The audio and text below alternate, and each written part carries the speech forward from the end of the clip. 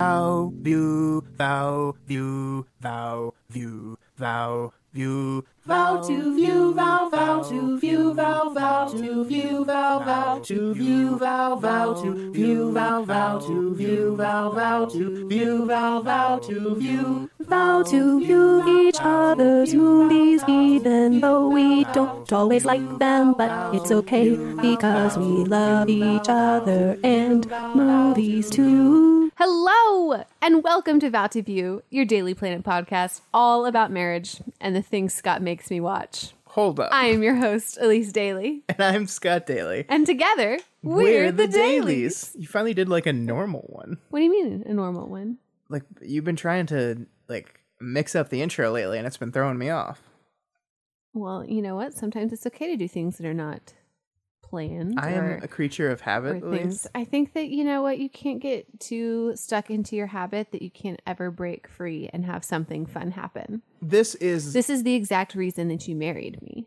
I don't know. So that I can keep things lively. I don't know if that's true. Hippity hop, a hip, a hop, a hippity hop, a hop, hippity hippity hop. This is the podcast where each week we Elyse pick something. likes to move her shoulders. Nobody can see your shoulders, Elyse. But you can, and that's all that matters. This is the podcast where Elyse makes me wake up at 6 a.m. on a Saturday for no reason other than to watch some rich, famous people get married. There was a reason, and it was. Did you wake up before 6 o'clock? Yes. I woke up before 6 o'clock. Yes. I woke up. Really, I had set my alarm at 4, and then I was like, you know what? It's okay. I can sleep through it. They're not really going to be doing anything at 4 o'clock anyways, so I can wait until 5, and that's when the people will start arriving. So I really woke up at 4:45. Gotcha. She got breakfast out of it. Yeah, so we're here to talk this week. We don't really have a theme this week. It's just European. That's what I thought. No, I'm not. You were pooping. It's a dumb joke, Elyse. You're the one that made it. No, that was you. Sorry. Yeah, so I guess we kind of technically called this biopics, but I think you're probably going to talk about the royal wedding. The European adventures. More than you're going to talk about Yes. the terrible Lifetime movie you made me watch. It's all about that Markle Sparkle this week, guys. I'm so excited. And then, just because we don't want to finish on too much of a high. No. After that, we got to go from white to black. We're going to talk about the Holocaust. Marriage and the birth of something new to death and burial. I don't want to laugh at that, but the way you said it. What? The way you said it was weird. Did I say the word wrong? No. Just the tone in which you said it. Oh. Sorry. So, hey, Scott. Yeah. What'd you do this week? What did I do this week? Yeah. What'd you do? Sick. I got sick. You did get sick. It's been a long week. I got sick. I know. It's been a long week for me, too. Here's the thing with our schedule and my life schedule. Yeah. Everything is basically set up to where if one thing goes wrong, it's like dominoes. It's a snowball effect. And you just can't ever recover. Yeah. So nothing can ever go wrong, guys. That's what we're saying. Exactly. So Sunday night, I'm recording. We've got Weaver Dice out soon. Nice and plug there. Thank you. And all of a sudden, like in the middle of the session, I just started feeling really crappy. Like my stomach was hurting. I was dizzy. I didn't feel good. And by the time... Might have been because someone slid something into your food. You didn't, though. Did you? No, but that's what your character had happen. What? Your Weaver Dice character. Right? Someone put the thing in the laxative. Isn't that? What are you talking about? Okay. Your Weaver Dice character. What's his name? Billy. Billy, he got his powers because he pooped his pants. Oh, yeah. Okay. It was like real life. Yeah, you were feeling what Billy felt. You know what? You know what's funny? What? I never made that connection. Really? Yeah. How did you know? You were sick and I was like, I said something about that. Probably just didn't know what you're talking about. Oh my gosh. Yeah. You were Billy. I was. Billy was you. So I had to go to work on Monday. He pooped his pants, guys. I did not poop my pants. He pooped his pants. I did not poop my pants. It's okay. We all poop our pants one day or another. What? We do. Everyone poops their pants. I've never pooped my pants. Were you a baby once? That doesn't count. Yeah. That's poop in a diaper. It's different. You pooped. It's different. I'm sure when you were trying to work your way from diapers to toddler underwear, you totally pooped your pants. Okay. I'm not going to dignify that with any more conversation. The point is, I won. I got sick on Monday. I had to go to work to do some stuff. I left work at noon, and then I slept the entirety of Monday. And so my entire week was behind. So this is why this episode is late. This is why every single thing we've done this week has been a day late or not come out. We're not going to be able to be late, though, when we go see Solo tomorrow. That will be on time. That is when our schedule will resume. Yeah, that's true. Well, our schedule's going to resume tonight because we've got the book club tonight, and that's going to be on time. Because that was scheduled a month in advance, and I cannot be late with that. Unless I slip some laxative into your food. Guess that's true. I don't know why you do that, Just though. for funsies. I've never done it before, so why not? Yes, that was really my week. Just constantly playing catch up the whole time. How about you? Summer.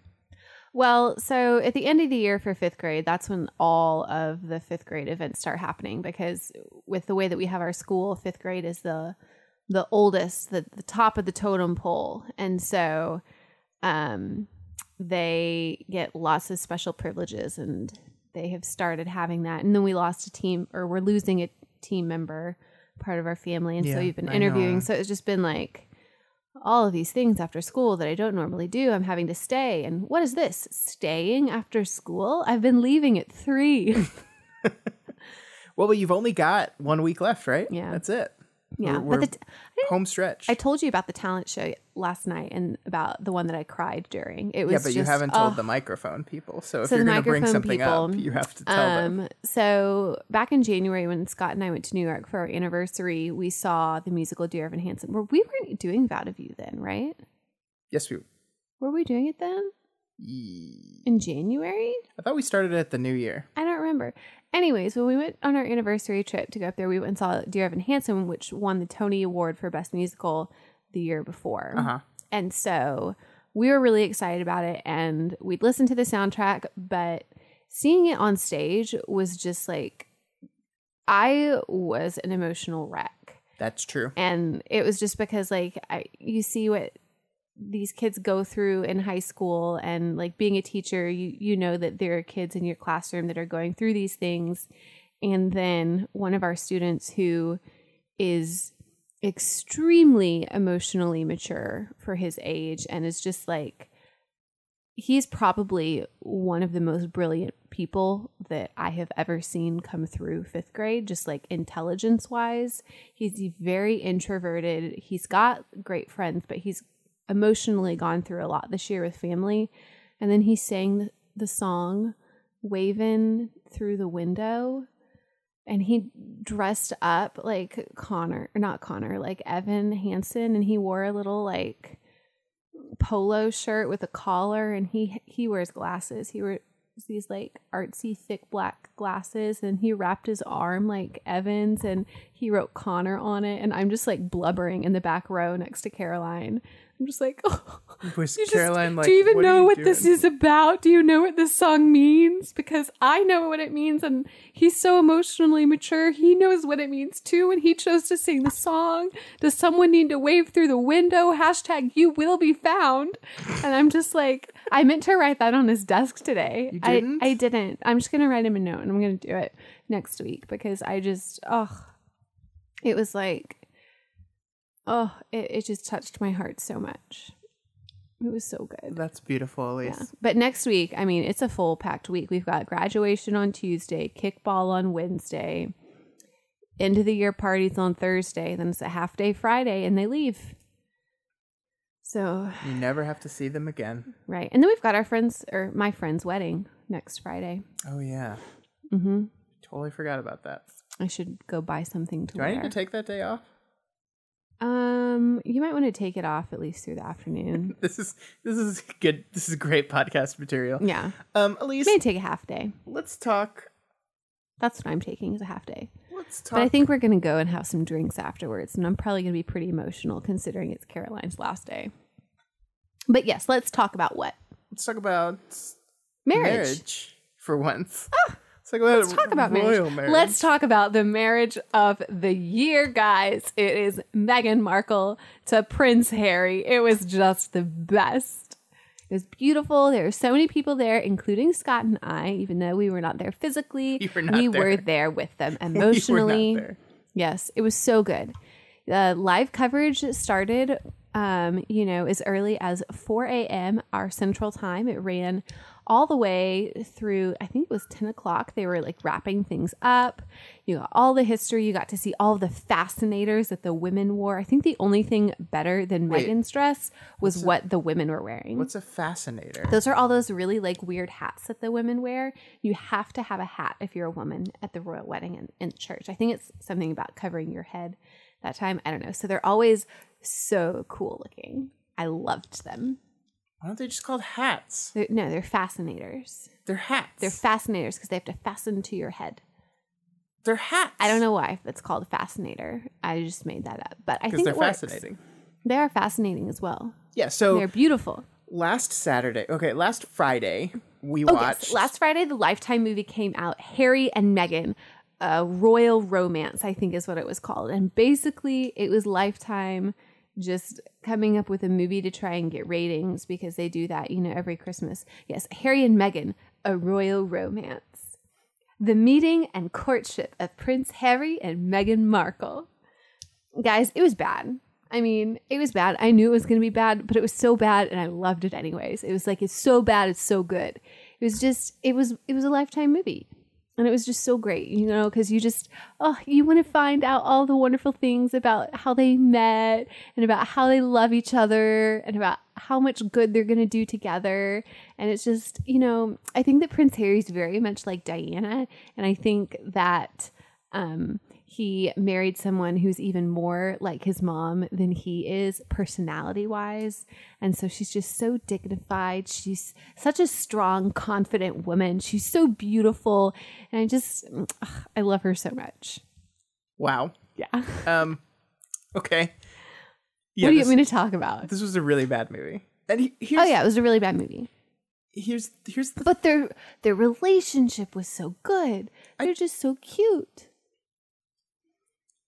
I love our relationship. Yes. I love our marriage. Yes. I love our story. Yeah. Our story would not make a very good movie. Our story would make a fantastic movie. No, it would not. I would be in it. It would make a really boring movie. No, it would be me. It would be me, and it would be you, and how much fun. I mean, like, people listen to us. So why would people not watch the story of our lives? Not the same. It's not the same. Their relationship story was not that interesting. And you think it would be because it's like, oh, she's half black and an American dating a royal. Mm. But really, what it was just, this might be controversial. And then the story was like, actually, no, nobody in the royal family actually cares. And I don't know if that part was true or not, of course. Who they painted as caring was poor Kate Middleton. Man, in that movie, Kate, I hope, is not like that. And if she is, then she is definitely playing a very good, public face. Because, man, they did not make her out to be very nice. And she was not the actress that played her was nowhere near as pretty as Kate Middleton. That's mean. And that's really mean to that person. Well, I mean, I just think Kate Middleton is very, classically beautiful. And not that girl isn't. I don't know. But it wasn't Kate. But the really bad person that played the actor was Prince William. The guy that they got to play Prince William, man. I hope that he didn't feel bad about getting someone that looks like that. I don't think he watched it. I don't know. Maybe he did. I don't think he did. If someone made a movie about me, I would probably watch it. Yeah, but you're not the Prince of England. I could be. No. The princess. No, you could not be. Why not? Because you can't. We should overthrow the government. Yeah. So it was a Lifetime movie, right? There's not much to say except it was cheesy. The acting wasn't very great. They took liberties in saying that there were lions and the lions there, and the lions represented Diana. Princess Diana came back from the dead to be a lion in Africa. Yes. To tell Harry to marry Meghan Markle. Yes. It was a bad movie, but the wedding was beautiful. Let's talk about the wedding for a second, okay? Because that was the real thing. Okay, let's talk about this. Okay. I will completely admit the dress. Let's talk about the dress for a second, because the dress is what everyone was so excited about seeing. Kate's dress was better. Kate's dress was far better. It was beautiful. Not that I didn't like Megan's dress. It was nice. It was classic. But, you know, Katy Perry said it best when she said she probably could have gone to one more fitting. And it looks a little baggy. It looks a little baggy in certain shots. And I get it, you know, during your wedding, you get stressed, you slim down a little bit. But, you know, I think it could have used a little bit of a trim. See, this is the whole thing but that I don't understand. The veil was beautiful. The veil had actually all of the floral were the different flowers that represented the Commonwealth. And so that was a nice little touch. The bouquet that she carried was handpicked flowers by Harry in the garden, and it was his mother's favorite flower. They sang one of the songs during the service that was sung at Diana's funeral. And man, the reverend from the Episcopal Church that came in and delivered that wonderful message, man, he was on fire. I think it was a good, nice shake-up for the royal wedding. And I'll let you talk now. Sorry, you're just staring and you're like, when is she going to shut up? When is she going to shut up? I've tried to talk like 4 times. I'm sorry, I just get really excited about the royal wedding. So here's the thing I don't understand. And now I have to go all the way back to the first thing you said. It's okay. I can help you understand. I get why these things are popular. I get why people want to wake up at god awful early in the morning. Well, to watch and this one was more though than okay. So if they had a third child, I may not do this for the third one. Like if Harry and William had a different. So William's was important because he was the king and he was marrying, oh my gosh, gasp, a commoner. And then Harry's is important because he's marrying an American, and not just an American, a divorced American, a biracial American, an American who has a strong sense of self and is a proud woman. It's good. I just like flexed my muscles right there because with strong women, we got to stick together. And man, I got some guns. Look at that. Look at that line right there. Babe, we're on an audio podcast. No one can see your muscle. You can describe it. It's you have good muscles. You work out a lot. Thanks. I can do push-ups. Okay, sorry. Continue. You interrupted me again. I just get so excited. Sorry. It's not even that I said I don't. I said I understand why these things are popular. I understand the idea of like in modern. Excuse me, I'm sorry. If you can't interrupt me with words, you interrupt me with burps. That was unintentional. In the modern world, the fairy tale type wedding is not a thing that you get to watch just any old day. So this is as close as possible to the fairy tale story. And so I understand why it's popular. But I don't get you going off about how her dress isn't good enough. And I'm like, so this is part getting to live out your dreams and part just judging the shit out of everyone. And that is where you lose me. Like it's true. I don't understand the appeal of watching people and being like, oh, this person who's super rich and better than me in every conceivable way. Oh, your dress is a little baggy. But it's like the Academy Awards too. You know, like why do I watch the Oscars? Do I watch it to see who wins? Yes, kind of. Yes. But the real reason I watch is to see all of the red carpet. So you can judge them. Yes, because it's so pretty. It's like... But here's the deal. You know, like there's an expectation that they have for themselves that is set by us, which is not fair. But when they're in like a position that they are in, then they're expected to look a certain, you know, like dress a certain way. Dance for me, monkey. And so, yes. Perform for me. Wear something pretty, and if it's not, I will judge you. And you will continue to be a rich person.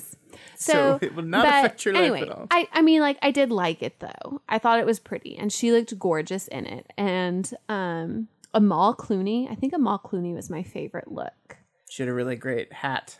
The color, it just popped. It was a hat. Her fascinator was brilliant, too. And then I forget who one of the princesses was in like this dark green dress that had floral at the bottom, and she looked sharp. And then there's one lady in this orange dress with this like black hat that just like walked and was fierce. I believe it's called a Fascinator. Whatever. You're learning. It's okay. You're learning. Anyways, I'm sorry. What else do you not understand that I can just talk about? I'm afraid and to interrupt talk you now. again. I'm afraid to talk. No, I mean, it was here's the reason I enjoyed the wedding, because I woke up to a plate of waffles in front of me and a cup of coffee. So and what was your coffee mug? One thing it was well thought out and well planned. I don't remember. I gave you the Mr. Coffee cup from the ones that we had from our wedding. Oh yeah. And then I drank out of the one that we got from when we went to London. So we had a London wedding at home. It was so great. I will give it to you that you know exactly how to make me do things, because waking up to a plate of waffles in front of me and a cup of coffee, I was like, all right, fine, I will participate. Yeah. You have purchased me. I have. The ceremony was cool. Like, everyone's talking about, like you said, the Reverend and his very non-British ceremony. I think the coolest part for me is like you said, there's so many, like, we watched that show, The Crown, and there's so many things about being royalty where you lose your independence, you lose your own point of view and your own voice and your own style to become this representation of this thing. And I thought it was cool that this wedding very much felt like it was hers, and you could tell that by looking at all the scared white people in the room that didn't know what to do. Elton John, man. Yeah. He was terrified. And I thought that was very cool, because you could tell that that Meghan Markle had her stamp on it with the person she picked to do his homily. If you're Catholic, it's homily. I don't know what you call it. The message. Whatever. The talk. Sermon. The music was great. What was the song that they were singing? Stand by Me. Stand by Me. Thank you. That was awesome, seeing a gospel choir sing Stand by Me It's a British gospel choir. British wedding is crazy. So yeah, I mean, I was entertained by it. I thought the 2 hours leading up to it and the 1 hour of coverage following it was a little much. I basically stopped paying attention at that point, but cool. They're married. They're married. He seemed excited. He seemed nervous and excited. And one day, whenever Prince George gets married, we'll do it all over again. It'll be so exciting. We fought like a whole war to be separate from these people. I know we did. But it's okay. I mean, it was just Meghan. It was America. It is an interesting inspection of humanity and our kind of obsession with power. Oh, this is what I was going to say, because I was reading, I got, well, you don't know I got, guys, but Scott knows that I got, the Time magazine for this week was the royal wedding. And you got the Time, you got the People. So I started reading it. Well, I was at school today because, field day got rained out. And so we all had to come in, and they're watching Troll Hunters, and I I just decided to read this article. But one person was saying, like with the crown, their whole thing is, as a family that is royalty, they want to try and continue to have that royal line and control with their family in the country. And someone said that the only way for things to stay the same in Britain is for things to change. And that's why they thought that with, the fact that this is not the first time that someone in the royal line has wanted to marry someone who was divorced and an American, that everything is completely different. It's not the second time around. Well, I guess with the combination, but Well, I mean, it's the divorce thing they've gotten over because of the Prince reason Charles why and all Elizabeth that. But is the queen. Yeah. Is because of Yeah. her uncle abdicating because he wanted to marry a which is so divorced American. crazy that, you know, the whole reason that this line or this particular set of part of the family is in line to be head of the country one day, quote unquote, you know. They don't really lead anything. Right. Anyways, but it's because of what happened just last week. Yeah. And so it's so great. And gosh, Meghan Markle is just such a wonderful person.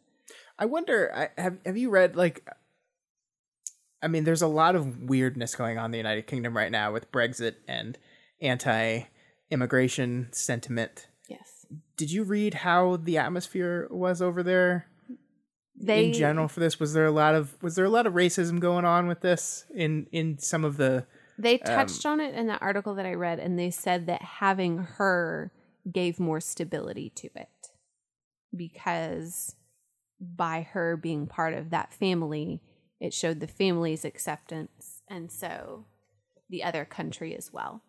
The rest of the country kind of fell in as well.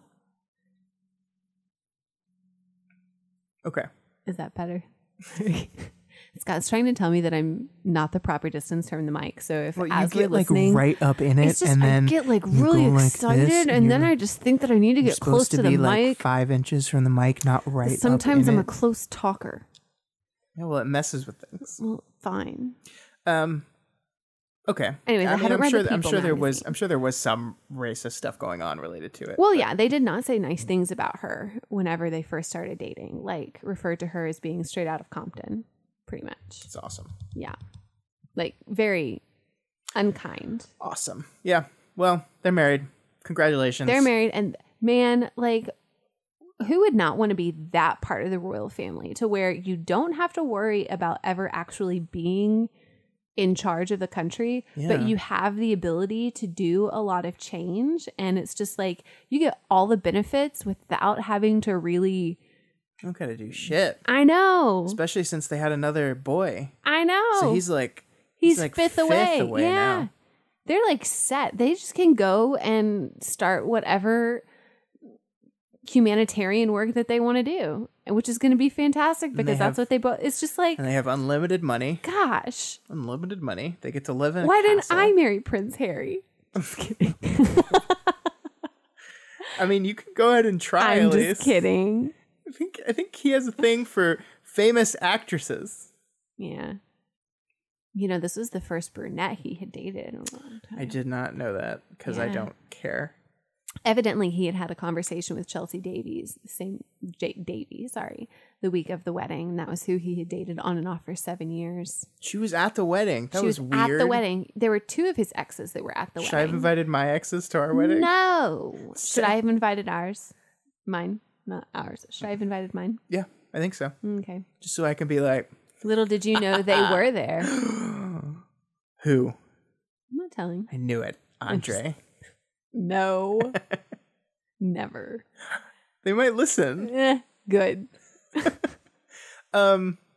Okay. I don't have anything else to say about the royal wedding. If you did not watch it, you should go back and watch You it. There were a should lot not of do specials that went on. I don't necessarily You watched encourage the you to watch the 2020 Lifetime. special. I did. You watched so much royal wedding Oh, crap. it was just nonstop. Your entire weekend was I was royal wedding texting shit. one of my coworkers Oh my the God. whole time You too. were It was live so, texting with your Oh friends. my gosh, it was so much fun. And you wouldn't show And me then- the text messages because I you were know, because I knew you embarrassed. would be like, so, oh my gosh. And then as soon as I saw that Time magazine was the royal wedding this week, I told you I literally ran down the hall to her to show her. And she was so excited too. I would never want to take away your joy. I love when you get excited about things. I just don't get them. It's fine. It's fine. I don't get it when you get excited about things either. I don't run down halls screaming about them or make you wake up at 4 a.m. It's fine. I don't care. Elyse, Yeah.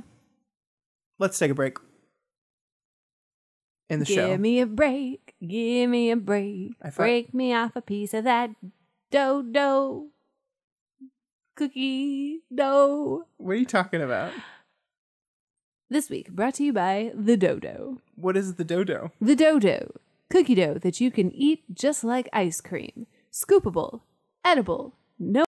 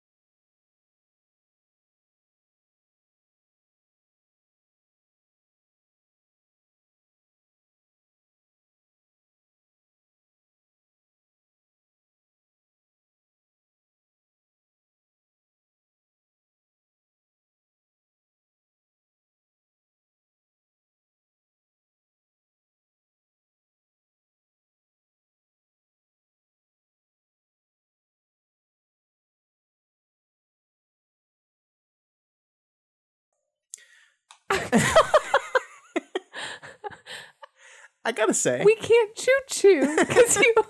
Oh, that's a poor choice of words, Elyse. So here's the thing. Here's the thing. I didn't think when we made this decision, when you said we're gonna do biopics, and the first thing that jumped into my head is, oh, I've been wanting Elyse to watch Schindler's List for a while. I didn't think of what the image of let's move from the royal wedding to Schindler's List would be like from like an image perspective, from a tone perspective, from a how do we talk about this perspective. I didn't think this one through. Also, remember that one time when Prince Harry dressed up like a Nazi? Oh yeah, that happened. I don't know what to say. So, we watched Schindler's List. We watched Steven Spielberg's Schindler's List. The movie came out in 1993. We did. Starring the incomparable Liam Neeson. Man, he's so great. He is great. Ralph, too. Fiennes. Ralph Fiennes. Fiennes. Yeah. Fiennes, Fiennes. Who else was in it? Moira from Hook. Moira from Hook. Yeah. I don't know the actress's name, but I was like, oh, it's Moira. Moira Angela Darling. There was someone else What's in it. yours? Kind of important actor. Yeah, and I know his name, and I can't think about it with the glasses. That was the guy that was. He played. Yeah. He won an Oscar for Gandhi. Come on, you can do it. More, please. Help. More? More help, please. No, we'll come back to this. More. So you had okay. I can just look it up. You had never seen Schindler's List. I had never correct? seen Schindler's List. No. I'd heard about Schindler's List. I knew all about how it was black and white, and the only color that you saw was red. I knew it was very artistic, and I knew you didn't like the only whole just story. see red. There was one specific red thing. Well, yeah, whatever. Yeah. So this movie came out in 1993, the same year as Jurassic Park. It tells the story of Oscar Schindler, a greedy. What did you just? Ben Kingsley. There you go. Ben Kingsley. It's the story of a greedy, selfish, war profiteering Nazi party member who makes money off of the backs of Jewish slave labor, and then has a change of heart and manages to save, I think, was it 12,000 of them or 1,200 of them? 1,100, please. Yes. He saved 1,100 Jews. They called them the Schindler Jews, by making them come work at his factory instead of going to Auschwitz. And are you gonna correct my I really don't know if that's how you say it. I just like to say it that way. So either way is I'm fine. gonna hear before I talk more about this movie, I want to hear what you thought of this movie since you had never seen it before. Yes. So I studied the Holocaust and World War II a lot. That is my favorite thing in history to study. So I felt like I had a really good understanding of that time period specifically. And I know that not everybody would have that amount of background knowledge, and some people will ignore that is background knowledge that you can have. So it's a long movie, and I've made you watch long movies. I've made you watch 2 long movies, and I admit that. But this one, it felt longer to me because with the amount of setup with everything, it was stuff that I had already learned. And it was like for people that had not known about that time period and stuff in history, it would have been really good information for them to know. But for me, I just got kind of bored with it. And I know that you're like, oh my gosh, no, it's so pertinent to everything, all of this. But you know, that was just me. That was just me. I loved the fact that this was in black and white. Because I felt like with all of the stuff that you see from that time period, actual like historic footage, that's what it is all colored as. And so it's like, it brought a lot of authenticity to it, even though it was, you know, like not the actual actors, but it was a real story. But I thought that shooting it like that made it seem like it was like it had actually taken place, you know, like it was not just a movie, it was a documentary. That's why he did it. Yeah. I really liked that. I felt like whenever the ladies went into the shower, and because I hadn't seen it before, and, you know, like they had the whole scene about how they were talking that women would go in the showers and they gave them soap. And so they all knew that could have happened. And then they locked them in there. I was like, oh, well, it's the Auschwitz. It's going to happen. And, you know, like I was like terrified to see it because it just like the whole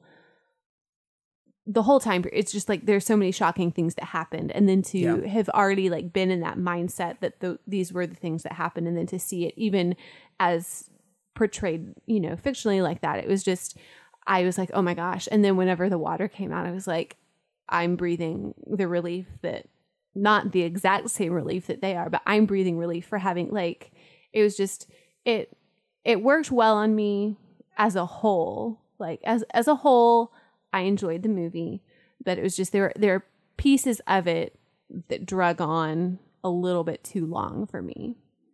But as a whole, it was fine. Okay. Yeah. I mean, that was it. I think this is probably, indulgent feels like the wrong word, but it is probably his most indulgent film because it's something so intimate and personal for him. So I think he wanted to tell the story as completely and totally as possible, and that included going through each and every beat of Oskar Schindler's situation in Poland. And so he wanted to go in. So it starts at the very beginning when Schindler gets there, and it goes through the entirety of the war.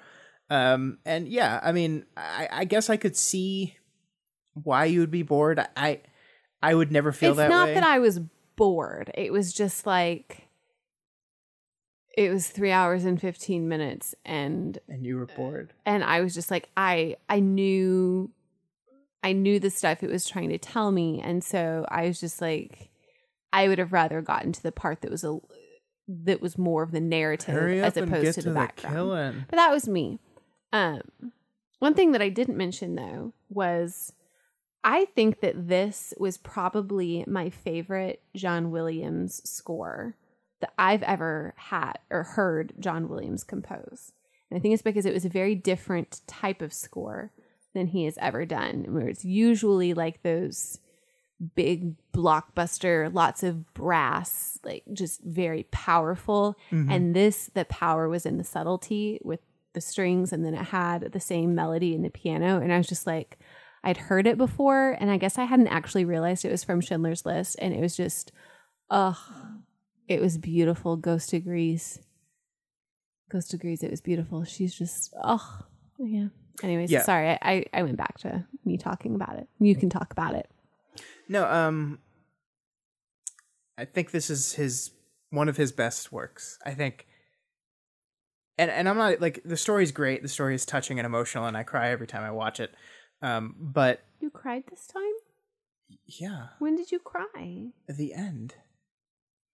You didn't get to wipe your tears. But I just, like, we've talked about Spielberg before, so I'm not going to rehash all the reasons why I think Steven Spielberg's brilliant. But the sheer filmmaking on technique in this movie is incredible. The way he uses the camera, the way the camera kind of like, you're in the midst of all this suffering and horribleness, and the way the camera seems to like swoop through that and show you it and make you feel it, but then it'll like settle on the two Nazi soldiers in the middle of it, just like casually having a conversation. Like there's a scene when they're dividing out the sick from the healthy, and they've got these, they take these people and they strip them down and make them run laps in a circle to see whether they're healthy enough to work, and if they're not, they ship them off to the camp to presumably die.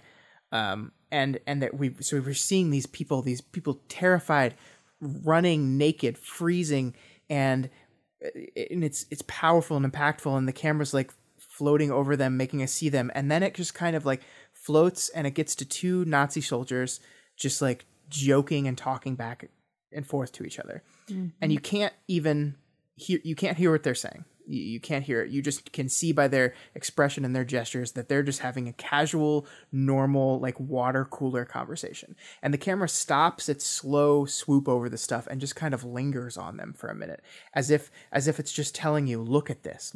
In the midst of all this, look at these people. And I don't think, like, this is not a movie that deals in subtlety. I mean, and the thing about World War II and the thing about the Nazis was that you kind of don't have to deal in subtlety. These were terrible, awful human beings, and I love how it just can show that through camera moves. Like just like any I feel like any other director would have just swept through them, and maybe if you were paying attention, you would have caught these two soldiers just shooting the shit, and you would have felt that. But Spielberg just like stops for just, it's not even maybe a second, maybe a second and a half. It's barely there, but it's just noticeable enough for you can hear his intent behind it, saying, look at those people. And I think it's just incredible.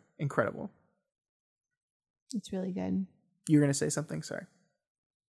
Oh, yes. I was going to comment about something. I forget. Were you saying about how like raw or something that it was? It just made me think about how I think that we knew a lot about World War II because, you know, the ability to communicate and document was far better than when in past history, you know, like when some awful things happened in America.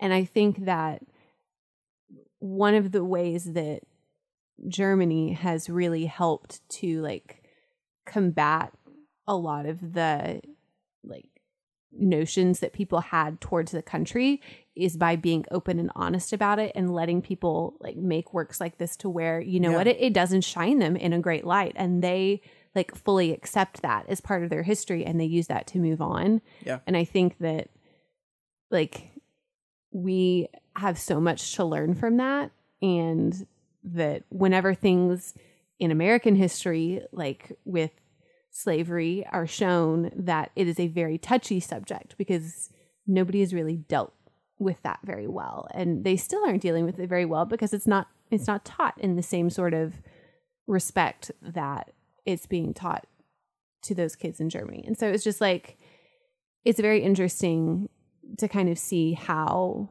affected you can be from a movie like that with Schindler's List, and how hopefully affected one day we're going to be able to be by coming to terms with some of the stuff that we've done in the past too. Yeah. And it is still happening. Like it wasn't just here and everywhere. Like there are things that people haven't necessarily dealt with in their past. And, you know, it's a process. Yeah. And I think that movies is a good way to kind of help people work that out and deal with it, whether it be through starting conversations, whether it be through actually seeing a portrayal of what, happened, or giving someone a voice to making it. I think it's important to do. That's the power of films like this. Yeah. And you can call Steven Spielberg indulgent here if you want. But these things have power, and it's very easy to say 6 million Jews, right? I mean, that's a huge number, but it's a number. It's not people. And when you start breaking them down, and that's it. I think one thing this movie does really well is a lot of the Jewish characters are like not super characterized, but they're characterized just enough to where, like, as they pan over the crowd, you recognize these people, and they're like, there's definitely like the main characters are always Schindler, Ralph Fiennes' character, whose name I'm blanking on right now, and Go. It started with a G, didn't it? Goat. No, I think it's Goat, babe. No. Bummer. Oh, Amon Goth. Yeah, Goth. Yeah. See? And look at me. And then his accountant, Stern, played by Ben Kingsley. Those are our main characters, right?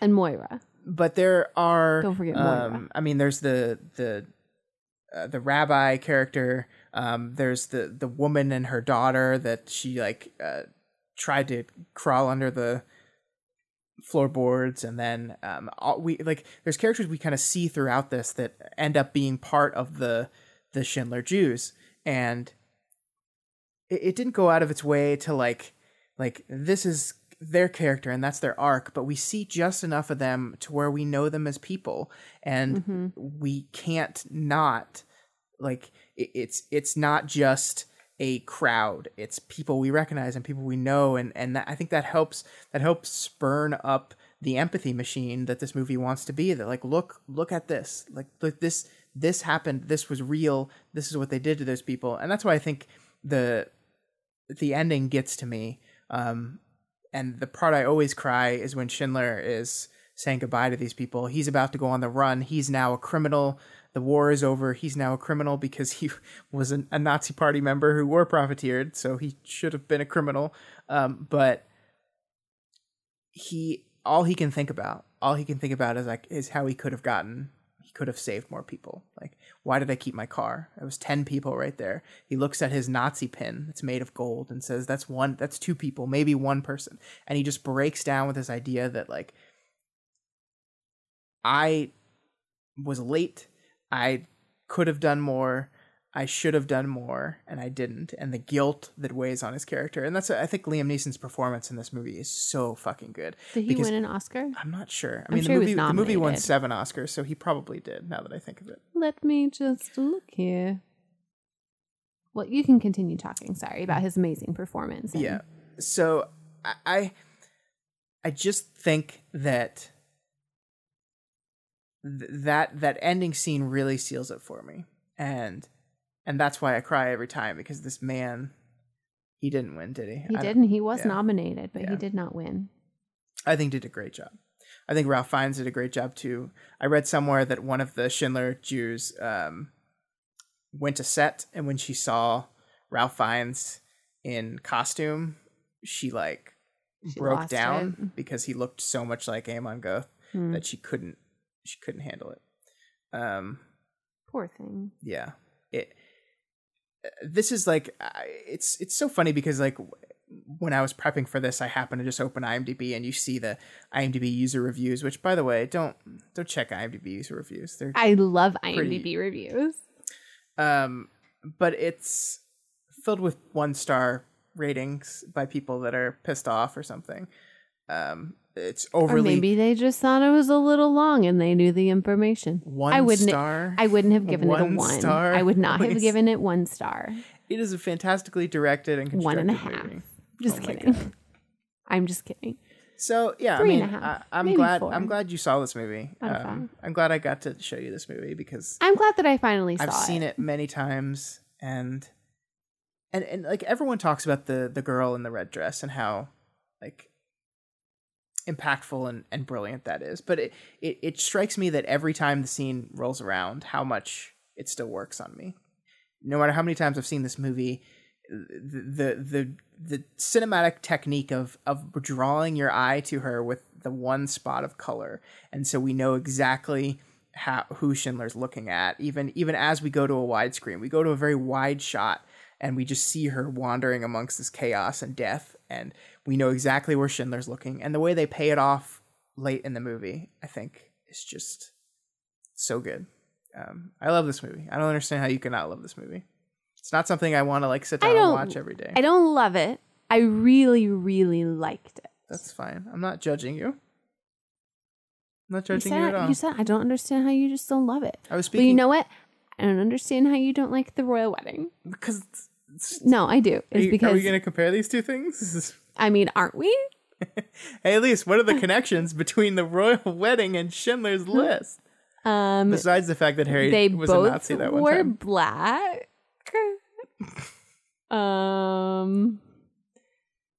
They both took place in Europe. There were some people in uniform. It's true. Different uniforms. Were there any Jews at the royal wedding? I don't know. I don't Probably know either. not. If they were American Jews. Yeah. Anyway, great movie, Schindler's List. It was good. So that's a bummer. Yeah, but you know what? Sorry for bumming everyone out. We got a wonderfully made movie, a beautifully told story, and something important for us to be able to see out of it. Yeah, and we also watched Schindler's List. And we watched. That was a dig at your Lifetime movie. It was real bad. I'm going to take a dig at you later. Whoa. Yeah, you're going to have a bruise. All right, Elyse. On your face. Elyse. What? What are we doing next week? Okay, so my last day of school is next Friday, and it couldn't come soon enough. And so one thing that people do every summer is send their kids to summer camp, because who wants them if there's no school to send them to? That's true. Get rid of them. We're doing summer camp movies or camp movies, or just in my case, a movie that's in the wilderness. You really with a troop. The funny thing about this is you came up with the idea and then you stretched. Yeah, well then I was like, you know what? I'll do Parent Trap. But no, Scott's seen Parent Trap. I want to do things that he hasn't seen. Has Scott seen Heavyweights? Yes, Scott has seen Heavyweights. Okay, well I could do a movie about, maybe it's not summer camp, but maybe it's about summer vacations. Then I was like Mary-Kate and Ashley movies. So I was going through all the Mary-Kate and Ashley movies, but really when I have you watch Mary-Kate and Ashley movie, there is one Mary-Kate and Ashley movie that I love above all other Mary-Kate and Ashley movies, and it does not fit in with the summer theme. So say Mary-Kate and Ashley one more time. Mary-Kate and Ashley. Okay. Do I say that weird? No, you've just said it like 12 times in the last 30 seconds. Yeah, so I really did like Mary-Kate and Ashley when they were little. And still now, but then I was like, oh, well, what can I do? So I Googled, I was like, best summer camp movies. You're bearing the lead, but really far here. Anyways, we're going to watch Troop Beverly Hills. What is that? It's this movie about this Girl Scout troop. It's hilarious. Do they go to camp? No. It's a wilderness competition. Oh my God. It's so great. Okay. Troop Beverly Hills. I'm going to watch Troop Beverly Hills. You're going to love it. You know what you're going to watch, Elyse? A scary movie you told me. You're going to watch... See, I thought about doing Sleepaway Camp, but I feel like you don't watch horror movies. I don't. So doing we gotta deal with the big ones first. In your horror movie education, I need to get the big, well-known movies out of the way first. So we are doing Friday the 13th, the original Friday the 13th. Okay. Which, of course, as everyone knows, takes place at a summer camp. I didn't know that. And you will know but now the name of the summer camp and what the lake is and who's in the lake. What, didn't they show this when we went to Halloween? Yeah, but you left. Yeah, because I didn't want to watch it. Well, now you have to. Fine. Do we have a question to go along with this? Oh, yeah, I came up with one. Okay, what's our discussion question of the week? I just kind of wanted to know, when you were in grade school, or I guess high school, whatever, with your family, what was it that you did traditionally over a summer break? Did you go to camp? Did you go on vacation? Did you go somewhere specific on vacation? Did you always just stay at home and then kind of figure out the things that you can do around the town? Like, what did you do? Okay. And I think you and I will answer that question too. Yeah. I want to know what you did. And we'll find out next week. I thought I told you what I used to do. Elyse, What? you're ruining the podcast. But I don't know what you used to do all the time. Okay. I love you. We're not done yet. Oh. I still love you. All right, guys, that's all we have for you this week. If you like this podcast and want to see more of it, you can subscribe. Hear more of it. You can subscribe on Apple Podcasts, YouTube, Stitcher, pretty much everywhere you can find podcasts. You can find Vow to View. So just search for Vow to View and click that subscribe button. To view each other's movies, even I'm trying to if do the outro, babe. I'm sorry. And if you want to support this podcast and all of our shows, you can head on over to our Patreon account. That's patreon.com/dailyplanetfilms. You can donate $1 a month or whatever else you can afford, and you get access to a bunch of cool content like our Discord thread in which Elyse... you can see my face. Wait, what? Oh, wait, no, that's not the Discord. Sorry. You can't see my face. I think that's going to do it for the week. We will see you guys next week to talk about some summer camps. Hey, Scott. Uh-huh. I'm sorry I was interrupting you. It's okay. I just got excited. I just should have walked out of the room for the royal wedding part, I think. I just got excited. I know. But I do love you. I love you too. Okay. Bye-bye. Bye.